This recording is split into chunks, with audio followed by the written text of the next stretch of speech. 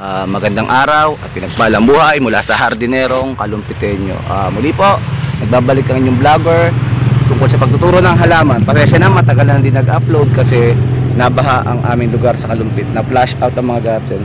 So ngayon po, tuturuan namin kayo kung paano bumuhay ng forget-me-not or plumbago. Ayan po, tinan nyo po. So tuturuan namin kayo ng paano bumuhay ng aming forget-me-not. Pasensya na, may anino kasi nga maaraw na. Ayan po, nasa tabi po tayo ng karsada. Ayan po siya pag maganda. Ayan, tingnan niya. Medyo, ayan, kakukuha lang po kahapon ng mahigit 200, kaya naubos po yung forget-me-not natin. So ayan po, tara, turuan ko kayo kung paano bumuhay. So muli po, kaya simulan na natin. Ayan na po. Una natin gagawin, syempre mag-ready ng propagation pot. So kailangan natin ng plastic at ipa. So ayan po. So ito yung una, yung isang plastic, lalagyan natin ng sariwang ipa sa ibabaw. Ulit katulad ng ginawa natin sa Eugenia at sa White Angel. Ayan po, lalagyan natin siya. Ayan, tanya po. Pag okay na po siya, yung tamang lalim na, lalagyan natin ng abo. Lalagyan po natin ng abo ngayon sa ibabaw, or carbonized rice hull, yung sunog po na ipa. Yan po, may model tayo. Tatakpan na natin ang mukha.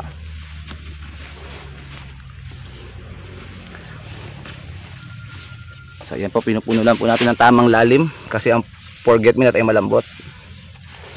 Ayan.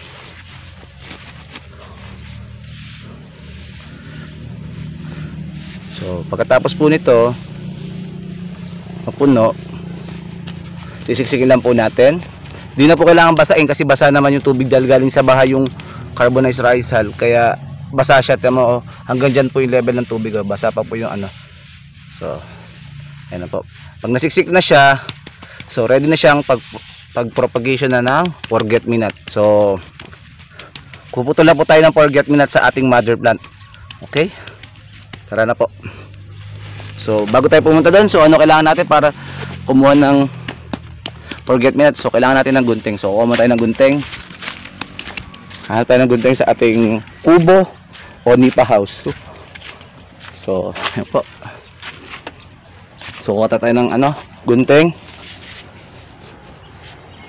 So kailangan po natin ng gunting para sa pagpuputo ng forget-me-not. Punta na po tayo sa mother plant sa likod. So kung paano kumuha ng forget-me-not. So sa likod po sa ating nandito po yung likod. Wala na po itong cut para malaman yung ganong katagal. So ito po yung ating farm ng ating forget-me-not. Tingnan nyo nga po yung farm. Ayan, yan po yung farm. So puputol na po tayo ng ating mother plant, sa ating mother plant. So ang pagpuputol dapat daw po, pakita mga sir kung paano, dapat ay hindi sobrang gulang at hindi sobrang mura. Naghahanap po siya kasi kapuputol ng kahapon. Yan po yung sample. Ito po yung sample. Ito, ayan. Teka lang, umubili sir. Ayan, ganyan po. Ayan, putol. So wag natin bilisan. So ayan na po, marami po tayo showbiz kasi artistang vlogger to, kaya marami na po nagtatanong. Ayan, pumuputol na po siya. Ayan, may sumasagot. Nagbablog daw yata. Yes po, nagbablog po kami. Ito po ang vlogger. Ayan po, pumuputol na po tayo. Ayun pa sir, ayun na sir. Ito po yung sample na pwedeng putulin. Ito nyo po, ayan. Ito po, hindi sobrang lalim. So pag nakaputol na po tayo ng tamang dami para pumuno ng plastic, ayan na po, pumuputol na po tayo ng tamang dami ng ating plastic. So ganito po yung mother plant. Basta lagay nyo lang po sa inyong lugar kung meron kayo sa mga bakuran nyo. Ayan, pag malago na, pwede nang putulan. So tara na po, putol na po tayo sa pagsasasa. So kailangan po natin ng pagsasasa. So magsasasa na po tayo, or magpo-propagate na po after na nakaputol na tayo. So ito na po tayo, magsasasa na po tayo ng forget-me-not kung paano. Pag naputol na po natin ng madaming at nakalagay kayo sa plastic, ganyan na pong kadami. Ayan, natin nyo po, ayan. So puputulin na po nung nagpo-propagate kung paano. Ayan po itsura. Tatalbusan. Ayan, kanya pa. Ganyan kabosisi ang forget me not.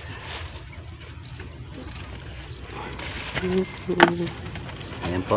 Tatanggalin nyo po yung bulaklak kasi nabubulok yung bulaklak pag nagbukas sa lalagyan. So ilagay po nung kasama namin yung pinutol namin kanina. Ayan. Hintayin lang natin mapuno bago natin ilipat sa susunod na gagawin. Para wala pong putol-putol, para malaman ganong katagal ginagawa ang pagpopropagate na isang forget me not. Ayan na, walang cut, walang edit ha.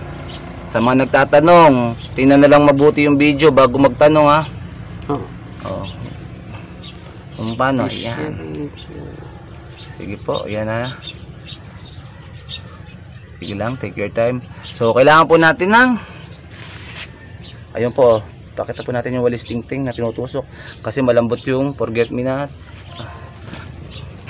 Dito paglapit dito sa ibang side na kasi siningitan natin siya. Ayun, nakita niyo po, ito po, ayun oh. Ayun yung walis tingting oh. Yan, para may guide po, para hindi nababali yung forget me not. Tutusukin niyo muna yung lupa kasi matigas, mababali. Ayun, tapos iangat, papalit. Ayan. Nakita niyo na po ba? So maging maingat lang po sa forget me not kasi malambot yung sanga. Kaya may walis tingting. Or any matulis, hindi naman sinasabing walis tingting.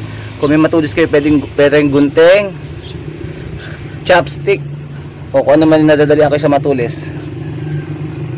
Ayan. So pinupuno niya ang forget me not. So ayan po. Ayan na po. Dapat po talaga mabagal ha, para siguradong di bali. Ayan po. Pag napuno na po yan at basa pa yung dahon, yan na, puno na, halimbawa napuno na, doon na po tayo, puno, ayan.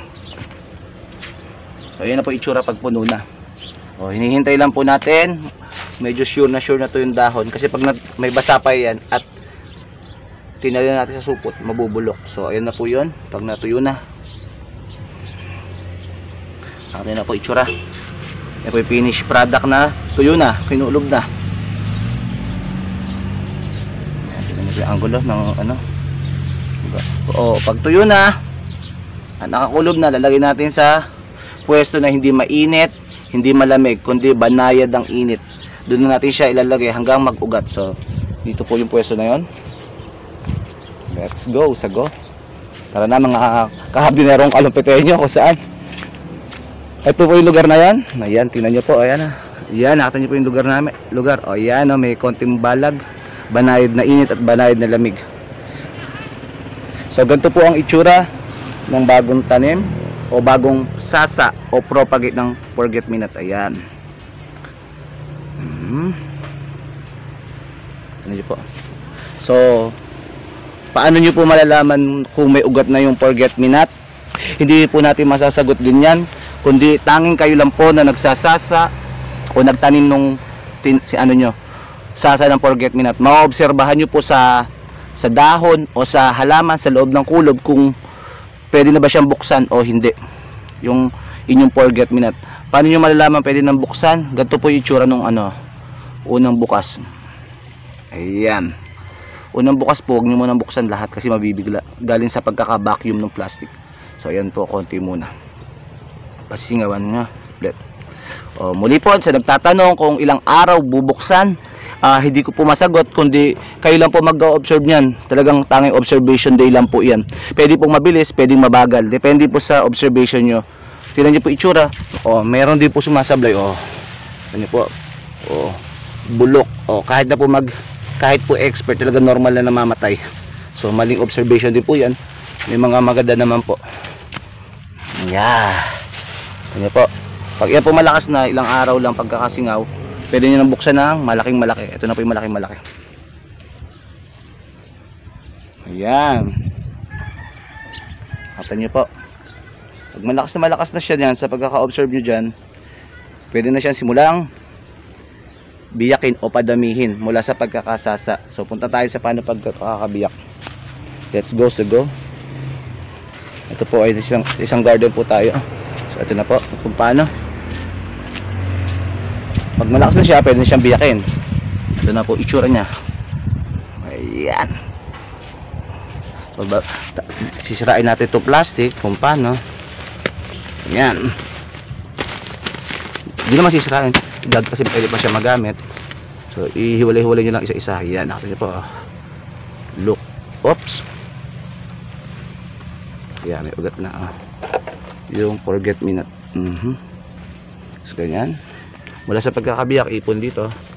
At itatanim natin sa maliit na plastic pot. Uunti-untiin po natin na pagtatanim, huwag apurahan. Ayan. Siyempre, pwede natin sa hindi mainit, hindi malamig pagkatapos biyak. Hindi ko siya ipinipwesto. Tingnan niyo pictura. Ayan. Ayan po. Mga ilang linggo, ilang araw bago mailipat sa malaking plastic, obserbahan nyo lang po yung dahon o gano'ng kalakas na. Pag nakita nyo pong ganito na kalakas yung forget me not ninyo o yung dahon, ayan, nakita nyo po, ayan, silipin nyo po. Pag sobrang lakas na po, pwede na po siya ilipat sa malaking plastic para maging benta na, or pwede na lang ilagay nyo sa bahay nyo o sa bakuran. Dito na po itsura nya pag tumagal, pag bebenta nyo. Okay, pasok ulit. Ito na po yung benta ng pwesto ng garden. Yan na po siya yung pwesto ng forget me not kung saan naka-display na sa buyer. So muli po, maraming salamat sa panonood ng Hardinerong Kalumpitenyo.